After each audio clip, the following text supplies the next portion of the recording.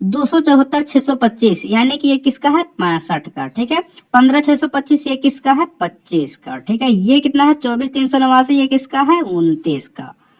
तो आज हम लोग इस वीडियो में घनमूल निकालने की सुपर फास्ट ट्रिक सीखने वाले हैं। फिर चाहे आपको कितना भी बड़ा नंबर क्यों ना दे दिया जाए, आप उसका घनमूल चुटकियों में निकाल सकते हैं। तो चलिए बिना देरी करते हुए वीडियो को स्टार्ट करते हैं। देखिए घनमूल यानी कि क्यूब रूट, ठीक है। तो घनमूल जो होते हैं मुख्यतः दो प्रकार के होते हैं। कितने? दो प्रकार के होते हैं। यहाँ पर मैं लिखता हूँ क्यूब रूट, ठीक है। यहाँ पर क्या लिखूंगा क्यूब रूट, ठीक है। यहाँ पर लिख देता हूँ मैं क्या क्यूब रूट, ठीक है। क्या लिखूंगा क्यूब रूट, ठीक है। क्यूब रूट दो तरह के होते हैं, ठीक है। कितने? दो तरह के होते हैं। एक तो होता है परफेक्ट क्यूब। क्या होता है? परफेक्ट क्यूब, ठीक है। तो यहाँ पर मैं लिखता हूँ परफेक्ट क्यूब, ठीक है।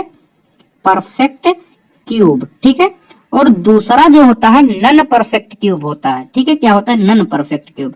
ये क्या होता है? नन परफेक्ट क्यूब, ठीक है। नन परफेक्ट क्यूब, ठीक। एक होता है परफेक्ट क्यूब और एक होता है नन परफेक्ट क्यूब, ठीक है। अब हम जान लेते हैं परफेक्ट क्यूब किसे कहते हैं, नन परफेक्ट क्यूब किसे कहते हैं। अब यहाँ पर देखिए परफेक्ट क्यूब, जैसे कि मान लीजिए यहाँ पर दिया हुआ है 8। देखिए क्यूब जब रहेगा तो यहाँ पर क्या रहेगा 3 लिखा रहेगा, ठीक है। क्या रहेगा? 3 हमेशा लिखा रहेगा। अब ये क्या है? ये क्या है? परफेक्ट क्यूब है, ठीक है। ये क्या है? परफेक्ट क्यूब है। ये किसका परफेक्ट क्यूब है? ये है 2 का, ठीक है। क्या है? 2 का, ठीक है। अब हमें कैसे पता चला? अब यहाँ पर देखिए 2 का अगर हम इसी में 2 बार और मल्टीप्लाई कर देते हैं तो ये क्या हो जाता है? 8 हो जाता है। क्या हो जाता है? 8 हो जाता है। यानी क्या है? 2 का क्यूब जो है क्या है? 8 है, ठीक है। क्या है? 8 है। तो अगर 8 का हमें क्यूब रूट निकालना हो तो क्या निकल कर आएगा? 2 निकल कर आएगा। क्या निकल कर आएगा? 2 निकल कर आएगा, ठीक है। तब इसे हम क्या कहेंगे? Perfect cube. क्या कहेंगे? Perfect cube. अब यहीं पर जान लेते हैं नन परफेक्ट क्यूब किसे कहते हैं, ठीक है। अब यहाँ पर देखिए अगर मान लीजिए यहीं पर हम दे देते हैं कि 7 है, ठीक है। कितना है? 7 है, ठीक है। तो ये किसका क्यूब है? ये भैया किसी का क्यूब नहीं है, ठीक है। किसी का अगर किसी भी संख्या का अगर 3 बार मल्टीप्लाई करते हैं तो किसी में भी 7 नहीं आएगा। देखिए सबसे छोटी संख्या 1 का अगर हम क्यूब करेंगे तो 1 ही होगा। उससे बड़ा 2 का क्यूब कर देते हैं तो आता कितना है? 8 है। इसका मतलब 7 किसी का क्यूब नहीं है। तो ये क्या है? Non perfect cube. क्या है? नन परफेक्ट क्यूब, ठीक है। अब चलिए आगे देखते हैं। देखिए घनमूल निकालने के लिए सबसे पहले आपको कुछ चीजें याद रखनी होंगी, ठीक है। क्या है? आपको सबसे पहले 1 से 10 तक, क्या 1 से 10 तक क्या करना है? क्यूब याद कर लेना है, ठीक है। यानी कि घन याद कर लेना है, ठीक है। तो यहाँ पर मैं आप लोगों को याद करा देता हूँ। देखिए सबसे पहले 1, ठीक है। क्या लेंगे? सबसे पहले 1 ले लेते हैं, ठीक है। तो यहाँ पर अगर 1 का हम क्यूब करते हैं तो अगर 1 का किसी भी संख्या, देखिए 1 का यानी क्यूब का मतलब यानी कि घन का मतलब क्या होता है? उसी संख्या में 2 बार उसी संख्या का मल्टीप्लाई, ठीक है। 1 पहले था, इसी का हम 2 बार मल्टीप्लाई करेंगे तो क्या हो जाएगा? 1 ही हो जाएगा। कितना होगा? 1 ही होगा।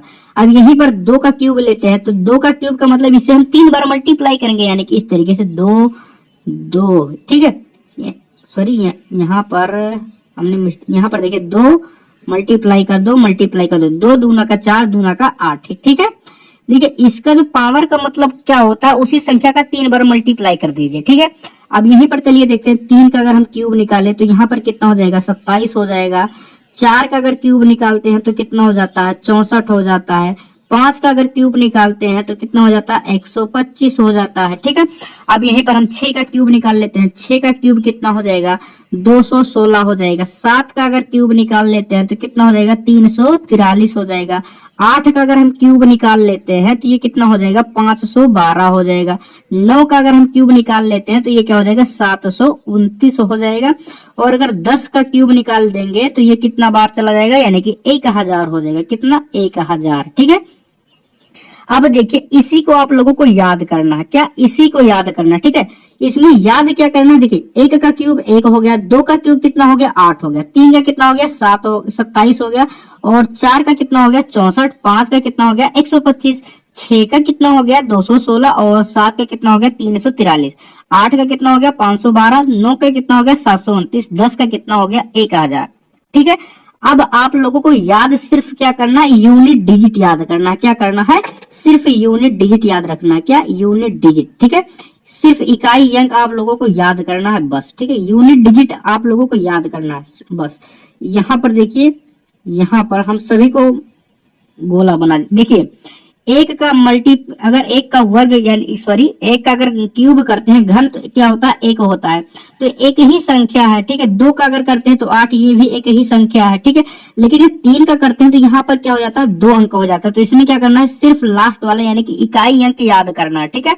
4 का करेंगे तो 64 हो जाएगा, तो इसमें क्या करेंगे, इकाई अंक याद करेंगे। 5 का 125 हो जाएगा, तो यहाँ पर भी इकाई अंक कितना होगा, 5 होगा। 4 का कितना हो जाता है देख लीजिए, 4 हो जाता है। 3 का कितना हो जाता है, 7 हो जाता है, ठीक है। इसी तरीके से 6 का देखिए सिंपली 6 हो जाता है इसका इकाई अंक। और 7 का अगर हम देखते हैं तो क्या है, ये 3 का उल्टा है। किसका है, 3 का उल्टा। देखिए यहाँ पर 3 क्या है, 7 बन रहा है, तो 7 का उल्टा क्या बन रहा है, 3 बन रहा है। यानी कि 7 का इकाई अंक कितना है, 3 है, ठीक है। 8 का क्यूब का इकाई अंक कितना है, 2 है। अब ये भी देखिए 2 का ही उल्टा है, 2 का क्यूब क्या हो रहा है, 8 हो रहा है, और 8 का क्यूब क्या हो रहा है, 2, क्या यानी कि इकाई अंक क्या हो रहा है, 2 हो रहा है 8 के क्यूब का, ठीक है। 9 का देखते हैं, 9 का क्या हो जाता है, सिंपली 9 हो जाता है। 10 का क्या हो जाएगा, 0 हो जाएगा, ठीक है। क्या हो जाएगा, 0 हो जाएगा। अब चलिए देखते हैं क्वेश्चन हमें किस तरीके से दिया जाएगा, तो चलिए देखते हैं। तो हम सबसे पहले बेसिक क्वेश्चन देख लेते हैं। जैसे यहाँ पर लिख देते हैं, कितना लिख देते हैं, यहाँ पर लिख देते हैं 64। तो 64 किसका क्यूब है, 4 का है, ठीक है। इसी तरीके से अगर यहाँ पर हम लिख देते हैं 27, कितना 27, तो 27 किसका क्यूब है, 3 का है। अब और यहीं पर अगर हम लिख देते हैं कितना, यहाँ पर लिख देते हैं कितना, चलिए देखते हैं 125, ठीक है। तो यहाँ पर अगर आप लोगों को याद है तो सिंपली यहाँ पर कर देंगे, ठीक है, कि 125 होगा। अब अगर आप लोगों को इनमें से याद ना हो, इससे बड़ा दे दिया जाए, तो उसे किस तरीके से हल करेंगे, चलिए देखते हैं। अब मान लीजिए अगर इस तरीके से दे दिया जाए इतना बड़ा बड़ा, तो उसमें क्या था, छोटा छोटा था, हमें याद था, हमने आसानी से कर लिया। लेकिन जब इतना बड़ा बड़ा दे दिया जाएगा तो इसे हम किस तरीके से करते हैं, चलिए देखते हैं। देखिए यहाँ पर क्या दिया हुआ है, 274 625, क्या दिया हुआ है, 274 625। तो यहाँ पर मैं क्या लिखूंगा, 274 और क्या लिखूंगा, 625, ठीक है। अब हमें ये चेक करना है, ये जो किसका इकाई अंक कितना है, 5 है। अब हमें ये चेक करना है इसमें किसके क्यूब का इकाई अंक 5 है। तो देखिए यहाँ पर 5 के इकाई अंक, 5 का क्यूब का कितना है, इकाई अंक 5 है, ठीक है। तो यहाँ पर कितना हो जाएगा, ये हो जाएगा कितना, 5, ठीक है। और यहाँ पर सबसे पहले तो करना क्या है, देखिए पेयर बनाएंगे, ठीक है। क्या करेंगे, पेयर बनाएंगे, ठीक है। उसके बाद इकाई अंक चेक करेंगे, तो यहाँ हो गया 5। अब यहाँ पर बचा कितना, 274 बचा, कितना बच गया, 274, ठीक है। कितना बच गया, 274।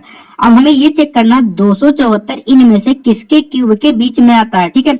अब यहाँ पर देखिए 5 का क्यूब कितना, 125 है। 6 का क्यूब कितना है, 216 है। तो ये 274 तो 216 से ज्यादा है। इसका मतलब क्या हो गया, 6 और 7 के क्यूब के अंदर ही आता है, ठीक है। यहाँ पर क्या है, 6 का क्यूब 216 हो जाएगा, और यहाँ पर 7 के क्यूब कितना हो जाएगा, 343। इसका मतलब इन्हीं दोनों के बीच में आएगा। तो हमेशा क्या करेंगे, छोटी संख्या लेंगे, ठीक है। क्या करेंगे, छोटी संख्या लेंगे। तो यहाँ पर लिख देंगे 6, ठीक है। यानी कि 65 का क्यूब कितना हो जाता है, 274 625। इसी तरीके से चेक करते हैं 15 625 का, ठीक है। अब देखिए यहाँ पर 15 है, 625 है, ठीक है। तो सबसे पहले हम क्या करेंगे, 3 का पेयर बनाएंगे, ठीक है। 3 का यहाँ पर पेयर बनाए। यहाँ पर इकाई अंक कितना है, 5। यहाँ पर किसका इकाई अंक यहाँ पर है कितना, 5, ठीक है। यानी कि 5 का जो इकाई अंक है कितना है, 5 है। यहाँ पर बचा कितना, 15। 15 इनमें से किन के क्यूब के बीच में आता है, तो यहाँ पर आता है 2 और 3 के क्यूब के बीच में, ठीक है। तो यहाँ पर हमेशा छोटी संख्या लेंगे, यानी कि यहाँ पर लिख देंगे कितना, 2, ठीक है। यानी कि ये किसका है, 25 का क्यूब है, ठीक है। उसी तरीके से इसका हम अगर चेक करते हैं तो यहाँ पर हो जाता है कितना, 24 है, 389, ठीक है। ये किसका इकाई अंक है, इसमें से अगर हम चेक करें तो ये किसका है, 9 का है, ठीक है। तो यहाँ पर लिख देंगे कितना, 9। यहाँ पर देखिए 3 अंक है, यहाँ पर तो खत्म हो गए। यहाँ पर बचा कौन, 24। अब 24 हम चेक करते हैं इनमें से किन के बीच में आता है, तो यहाँ पर 2 और 3 के बीच में आता है। यानी कि हमेशा क्या लेते हैं, छोटी संख्या लेते हैं। तो यहाँ पर कितना हो गया, 29, ठीक है। कितना हो गया, 29 हो गया, ठीक है। तो इस तरीके से आप लोग इसे हल कर सकते हैं।